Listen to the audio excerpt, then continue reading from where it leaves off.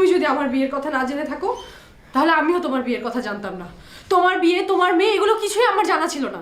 এই সব কিছু তো আমার কাছেও গোপন ছিল, তাই না? আর এগুলো কিছুই আমরা বা আমি বা আমার মা গোপন করেনি, করেছে তোমার মা।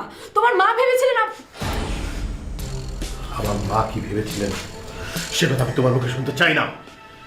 না, তুমি আসলে কিচ্ছু জানতে চাওনি ফয়সাল, তুমি কিছুই জানতে চাওনি।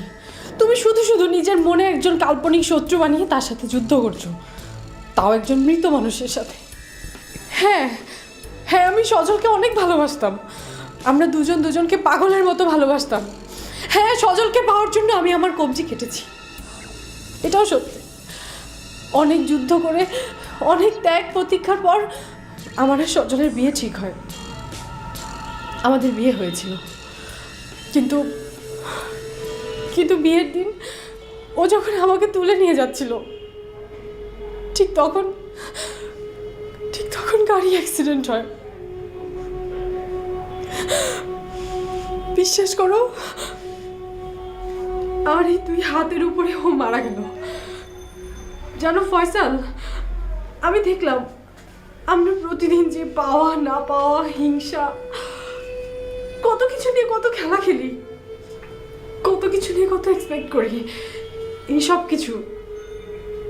কিছু মৃত্যুর কাছে কতটা তুচ্ছ।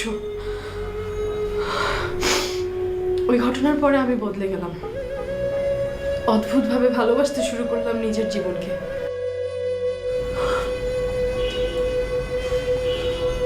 তোমার সাথে বিয়ে ঠিক হলো, আমি রাজি হলাম। ভাবলাম জীবনের নির্দেশকে অমান্য করার সাধ্য আমার নেই। আমাদের বিয়ে হলো। বিয়ের রাতে আমি পলাকে পেলাম, 2 হাত দিয়ে ওকে বুকে জড়িয়ে নিলাম। ভেবে নিলাম আমার জীবনের বড় একটা উপহার পলা। কিন্তু তোমার কি পরিবর্তন হয়েছে ফয়সাল? তুমি তো তোমার জীবন সঙ্গীকে হারিয়েছো, তোমার সন্তানের মাকে হারিয়েছো, অথচ তারপরও তুচ্ছ ঘৃণা, হিংসা, লাল শাড়ি, নীল শাড়ি এসব নিয়ে কষ্ট বয়ে বেড়াচ্ছ।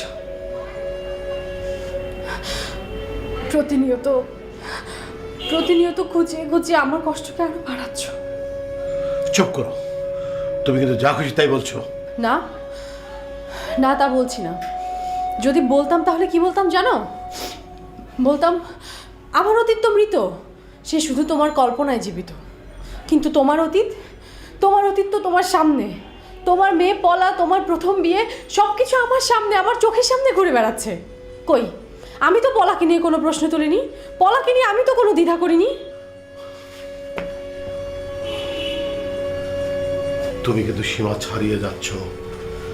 কেন ফয়সাল? সীমা ছাড়ানোর অধিকার কি শুধু তোমার? কারণ তুমি পুরুষ, সব সীমা তুমি একাই ছাড়াতে পারবে। মিতু, এই মুহূর্তে তুমি বাড়ি ছেড়ে চলে যাবে, এক্ষুনি বেরিয়ে যাও। I say please go.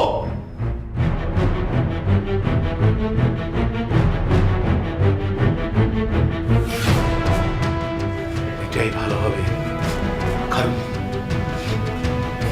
তোমার অতীত স্মৃতি নিয়ে প্রতিদিন যুদ্ধ করা সম্ভব না। প্লিজ মিতু, গো।